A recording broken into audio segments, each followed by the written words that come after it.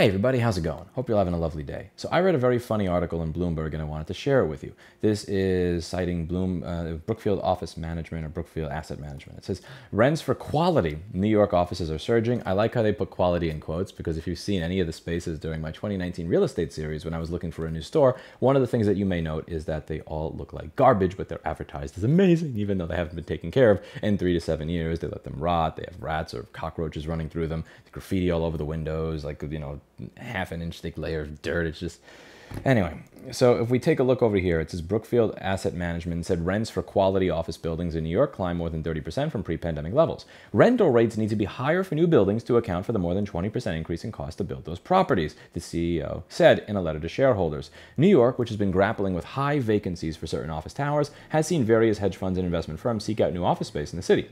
And this is something that I think is worth talking about. Now, when inflation goes up, yes, you are going to have to pay more for all of your materials. You're going to have to pay more for your labor. Therefore, the price of what it is you're selling, which in this case is leasing office space, is going to have to go up. The problem here is that the issue is not that we don't have enough office space. The issue is that there's a lot of office space and retail space that is empty because they are asking an amount that is more than the market is willing to pay for it. It is a price that nobody wants to pay. As I've gone over in many of these videos, and you can just go, you have a lot of empty retail, empty retail, empty retail, empty retail, empty retail, empty retail, empty retail 6 months later. And then almost 6 months later from there, you have a bunch of empty retail. Now, granted, when I did this video several weeks ago, you did have a lot more people walking around New York City. It felt like a live city again rather than a dead city. But even though that was the case, all of these spaces were still vacant.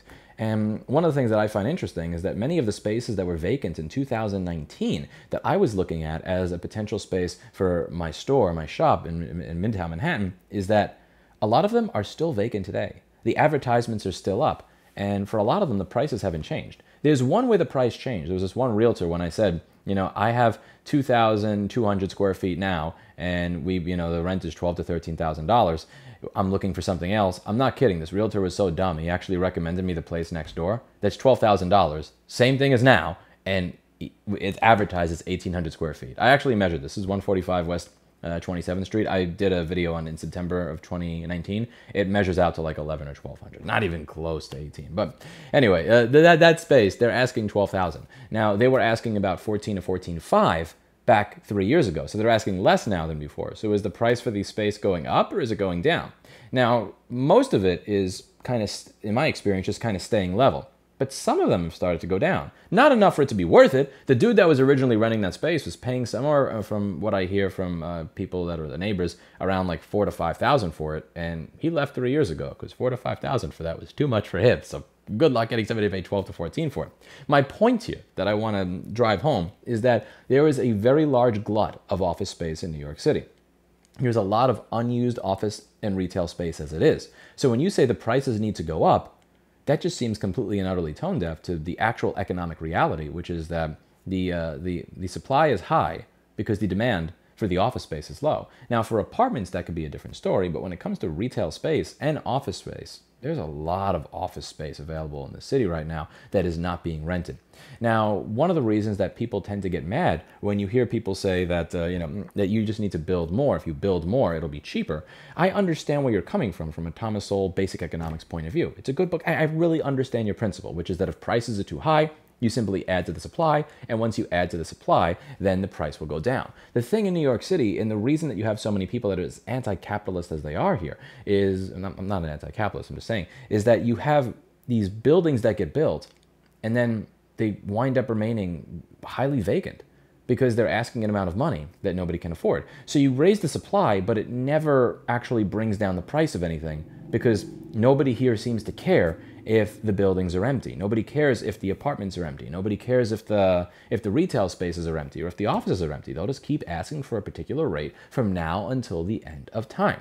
So when you see people that are going, that are mad and protesting new things being built, and you go, why are you protesting that? It'll bring prices down. It's because the unfortunate reality in New York City is that it hasn't. Now, I understand that in New York City, running a business here is an absolute living nightmare in hell. And I am not going to defend the city for that because I've experienced it firsthand. I also understand why it is, if you are building in a place that is absolute hell, that you need to charge a lot of money in order to make your money back. I understand all of that, and I am sympathetic to the fact that doing business in New York City is miserable by design. That being said, when you say that rents need to go up 20 or 30%, that really just seems to ring really economically tone deaf to the fact that there are many offices and spaces that are vacant as is, many of which have been vacant pre-COVID and have not had a tenant since pre-COVID and are still on the market, still on LoopNet, still there asking for, for a dingy office space, 80 or $100 a square feet, or for, for a retail space, $300 to $500 a square foot for places that are just not worth that. Let me know what you think in the comments down below. That's it for today. And as always, I hope that you learned something. I'll see you in the next video. Bye now.